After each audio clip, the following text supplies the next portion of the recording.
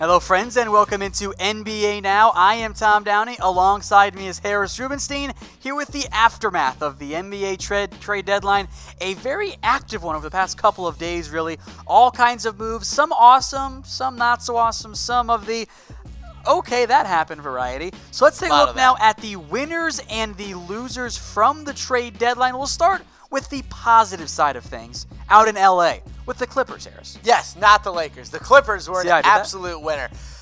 Look, they made out like bandits in the Tobias Harris trade. They really did. I think they did a great job. Super valuable. Yeah, the picks, Landry Shamet, a couple nice expirings, and Wilson Chandler as well. Look, for the Clippers, let the tanking begin. You have a nice young core. They got Ivica Zubac as well somehow from the Lakers for Mike Muscala. So they got Zubac, Shai Gilgeous-Alexander, along with Landry Shamet, and also another kid they drafted, Jerome Robinson, who hasn't seen too much play this year for the Clippers. But they traded away Avery Bradley too, which I told them they desperately needed to do. I think the Clippers made a lot of really smart moves today, and I think they are primed and set up to acquire a superstar in the offseason, whether it's Kawhi, Kevin Durant, or an Anthony Davis, or whatever.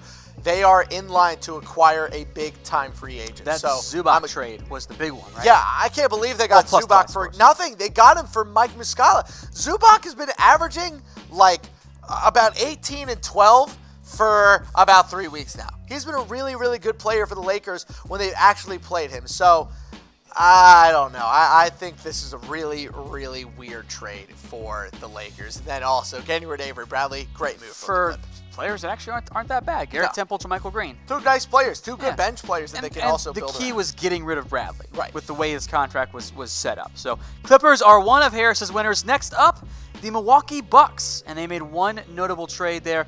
Nikola Mirotic, who is a good fit for that roster. Yeah, and I think it's going to be really meaningful in the playoffs for the Milwaukee Bucks. They needed just another stretch four guy, and also they just needed another big-time scorer on their team. And I think they were able to acquire that without giving up too many assets. They give up Jason Smith, Stanley Johnson, and a couple of second-round picks. Who cares about second-round picks? Teams like the Pelicans care about second-round picks. Exactly. Not teams that are bad like the Bucks. So it's a good move for the Bucks. Mirotic is only around for half a season. Maybe they can look to re-sign him this offseason along with Chris Middleton. So overall, I like the move for the Milwaukee Bucks. I think it officially cements them as a title contender. I'm really excited to see what Mike Budenholzer is going to be able to do in the postseason this year with that starting five. I mean, Eric Bledsoe, Chris Middleton, Giannis Brook-Lopez, Nikola Mirotic, along with Malcolm Brogdon coming off the bench. This Bucks team is primed and ready to go. And emphasize really focusing on today's winners. Yes. That's the focus here for this one. Now. If you want to go beyond today, I think you can look at stuff like even the Mavs potentially. Maybe the Knicks. From their possible trade, the Knicks as well. So we're focusing more on what happened today. That was the big thing there. Next up, the Philadelphia 76ers. You've got them as a winner, Harris. I do. It's just, look, you don't feel super confident, though. They got a good package back from Markelle Fultz, and I like them getting Tobias Harris. I'm worried they overpaid for Tobias Harris, and they pushed too many chips into the center of the pile. I agree. But I'm also putting them down as a winner for this because of the cumulative moves that they made this season and how much it makes sense for them to make those moves now. So making Tobias Harris making that move only makes sense because they got Jimmy Butler. Now they also got a nice player in James Ennis. He's going to be a good bench player for them, especially since they lost Wilson Chandler.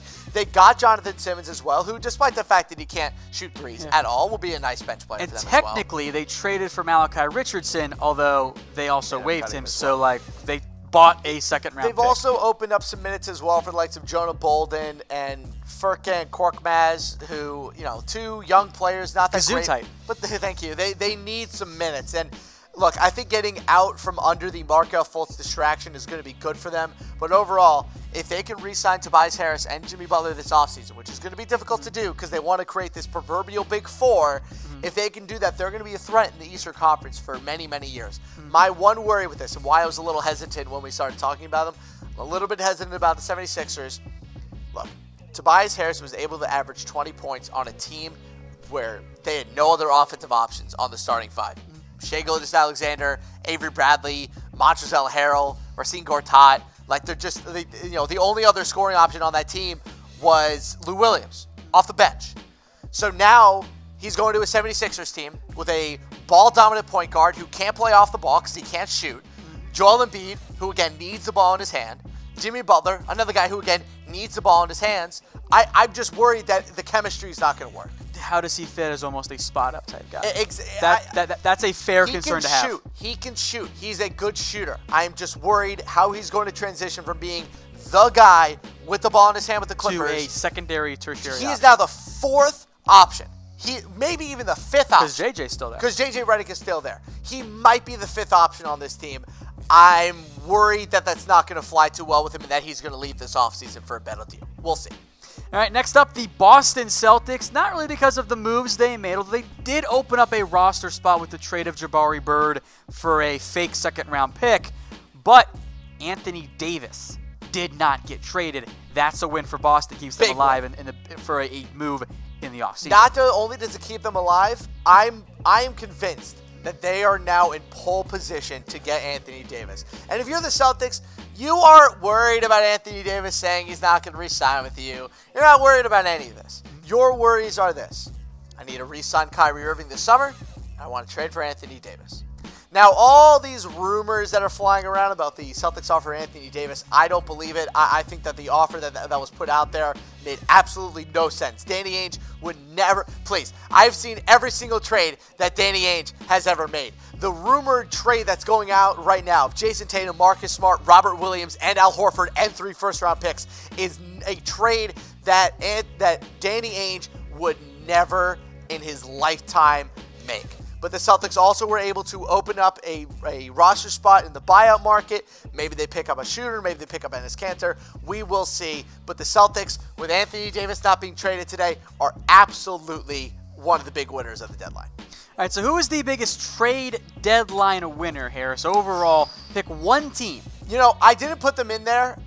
Maybe I should have, but I think the Bucks are going to be my biggest trade deadline winner. Now, the other team I wanted to mention was the Raptors because Marc Gasol is a big get. My one worry with the Raptors, though, their bench is gone. And their bench was really one of their biggest strengths of the team. But Marc Gasol adding with Kawhi Leonard's a good one. But for me, the biggest winner is the Bucks because they were able to get Nikola Mirotic, a really, really good player, for next to nothing. I mean, they traded away Jason Smith and Stanley Johnson, two guys who they just aren't going to use. So they're able to bring in Nikola Mirotic. They don't sacrifice their young talent. They don't sacrifice their depth. They add a guy who fits perfectly next to Giannis.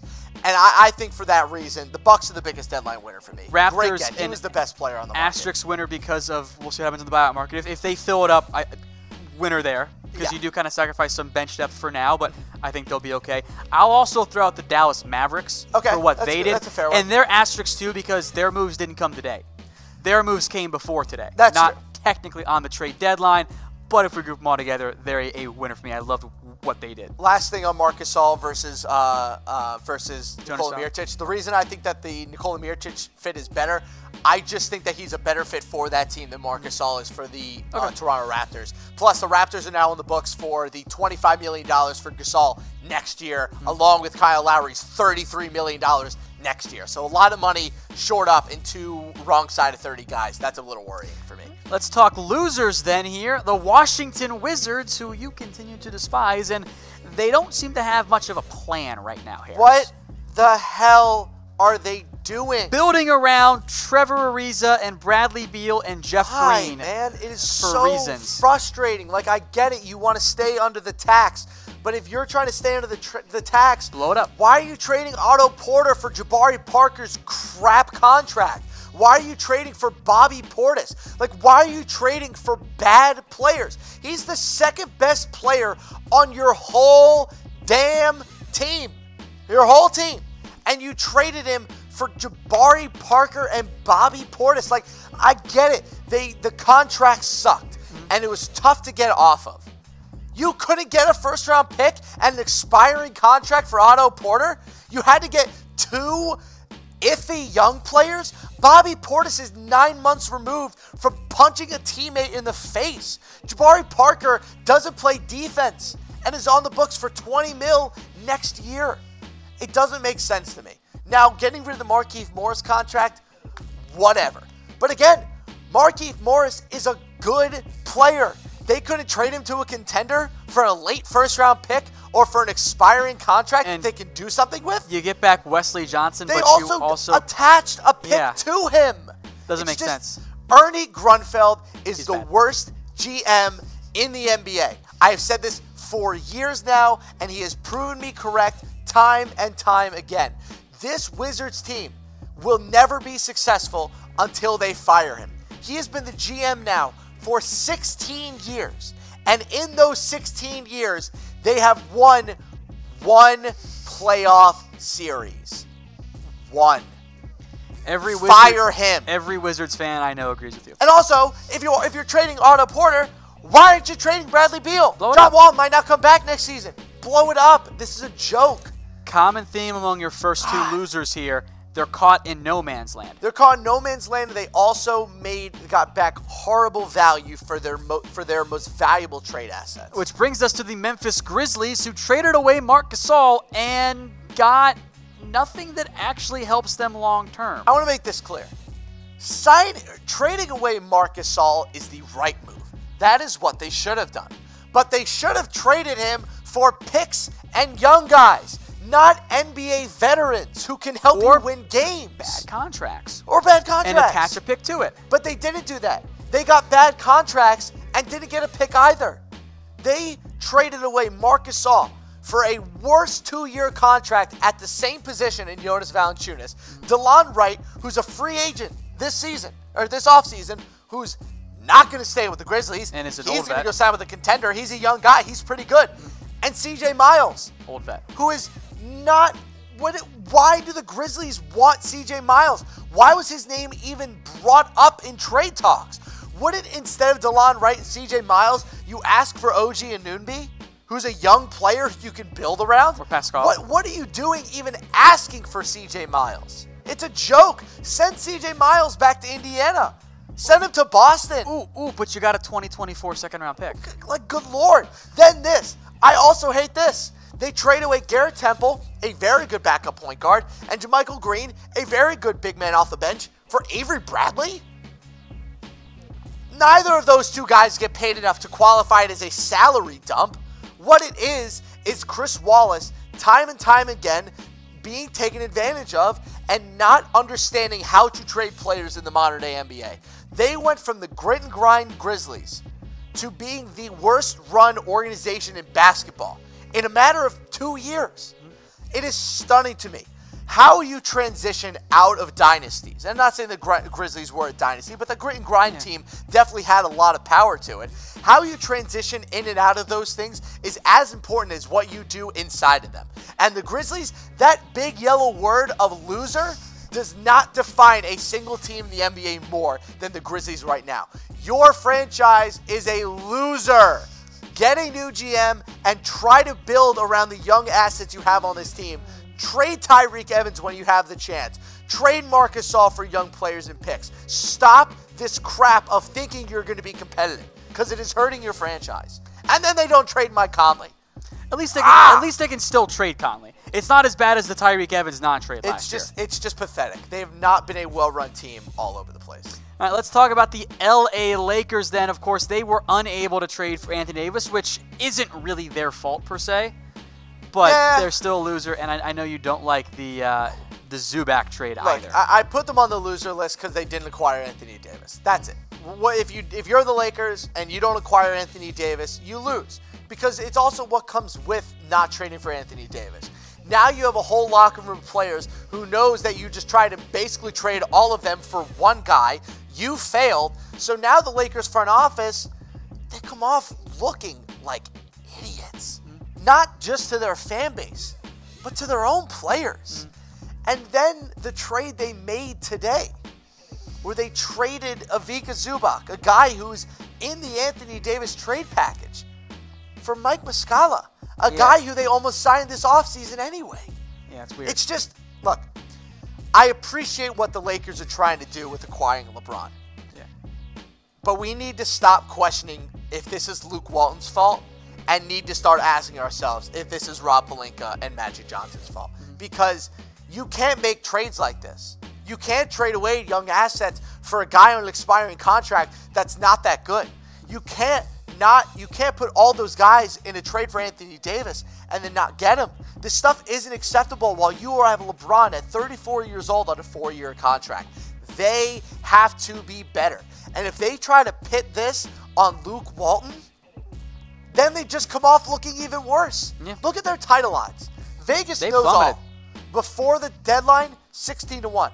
After, they're now 40-1 to win the title, which is what they maybe should have always been. Look, I went into this year thinking that the Lakers were going to be able to take advantage of a very, very good trade market for them. Kawhi was out there, as was Anthony Davis. Bradley Beal was there too. Damian Lillard. There's a lot of players that they could go. But at every single step of the way so far, they have botched the situation, they have embarrassed the franchise, and they have started to waste the last couple years of LeBron James' prime. Look, if you want to make moves when LeBron James is 37 and 38, you go right ahead. He's 34 He's still in his prime. Years old. You do not have a lot of time left before he starts to decline. And I think the Lakers have totally botched the first year of LeBron James with the Lakers. So I know they better crush free agency. The offseason. I might be being a little harsh, but I'm just being honest. What has their front office done since acquiring LeBron James that would give you any faith that they're going to be able to make a title contender with this squad? Meme team's been fun. Barely. They just traded away half the meme team and Michael Beasley. That's true. Which, by the way, they never should have signed in the first place. That's also my issue. Why did they sign Michael Beasley? Why did they sign Lance Stevenson? Why did they sign JaVale McGee? They knew these guys were going to end up causing problems, yet they ignored it and went after them anyway. Maybe, just maybe, Lakers fans and the media around them should have been more suspicious about why they hired Rob Pelinka. Because it is very clear as of right now, he is wildly over his head. Let us know who the biggest trade deadline loser is in the comments section. Harris, for me, it's the Wizards. Because I don't know what their plan is. I don't know if there's I don't know if there is a plan. There is no biggest trade deadline loser. It's the Grizzlies and the Wizards. Okay, they're your that's losers, but it's just they did not take advantage of the assets that they had in order to flip them into legitimate assets going forward. I think the Grizzlies botched one of the only few chances that they were going to have to legitimately rebuild their franchise. And good Lord, they better get a great trade package back from Mike Conley, or it is going to set them back another 5 years. This Marc Gasol trade set them back years. Years. Mike Conley could do the same.